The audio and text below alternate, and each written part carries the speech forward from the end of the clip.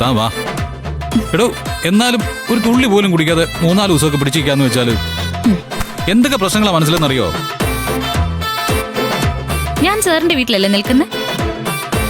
അവിടെ നിത്യേനുണ്ടാവുന്ന പ്രശ്നങ്ങൾ വെച്ച് നോക്കിയാ ഞാനൊരു ദിവസം ഒരു ബാർ മുഴുവൻ കുടിച്ചു തീർക്കണം. എന്നിട്ട് ഞാൻ പിടിച്ചു നിൽക്കുന്നില്ലേ കുടിക്കാതെ? എന്തോന്ന്? ഓ, അത്രയും മനസ്സിലാക്കിയാ മതി. സാർ വരൂ.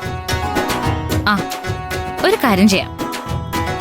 ആദ്യം ഒന്ന് കുളിക്കാം, എന്നിട്ട് നമുക്ക് 1000 കണ്ണിയിലേക്കൊന്ന് പോയിട്ട് വരാം. എന്താ അവിടുത്തെ അവസ്ഥ എന്നൊക്കെ ഒന്ന് മനസ്സിലാക്കാമല്ലോ. അതെ, ഞാനേ ഇവിടെ കിടന്നുറങ്ങാം. താനല്ലേ ക്ഷേത്രത്തിന്റെ ആള്. താൻ പോയിട്ട് ക്ഷേത്രത്തിലേക്ക് ഒന്ന് കറങ്ങിട്ട് വാ. എന്താ അങ്ങനെ തനിച്ചു വിട്ടിട്ട് ഞാൻ പോയത് തന്നെ സാർ വാക്ക് തെറ്റിക്കുന്ന എനിക്ക് തോന്നുന്നേ. എടോ, ഞാൻ ക്ഷേത്രത്തിലേക്ക് ഇല്ലാന്നല്ലേ പറഞ്ഞുള്ളൂ. താൻ തിരിച്ചു വരുമ്പോ ഞാൻ ദേ ഇവിടെ കിടന്ന് ഉറങ്ങുന്നുണ്ടാവും. നല്ല ഐശ്വര്യമുള്ള ഒരു ക്ഷേത്ര സർ. ഞാൻ ഒരുപാട് കേട്ടിട്ടുണ്ട്. ഈ സുമംഗലി പൂജ എന്നൊക്കെ പറയുന്നതൊക്കെ നമ്മൾ ആദ്യമായിട്ട് കാണല്ലേ? അതിന്റെ ഒരുക്കങ്ങളൊക്കെ കാണാം സർ.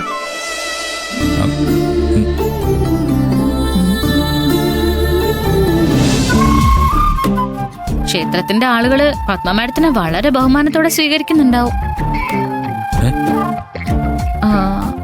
മാഡം ചിലപ്പോ ക്ഷേത്രത്തിൽ തന്നെ കാണും സർ.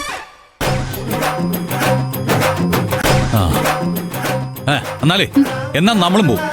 അങ്ങനെ പത്മ മാഡം ക്ഷേത്ര നടയിൽ അങ്ങനെ ഷൈൻ ചെയ്യണ്ട. ഓ, കണ്ടോ വേറെ ഇത്ര നല്ല കാര്യങ്ങൾ ഞാൻ പറഞ്ഞു. സാർ സമ്മതിച്ചോ?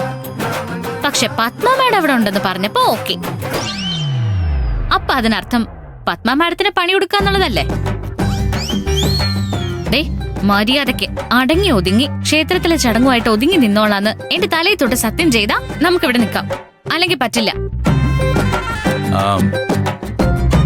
സത്യം ചെയ്യുന്നുണ്ടോ ഇല്ലയോ?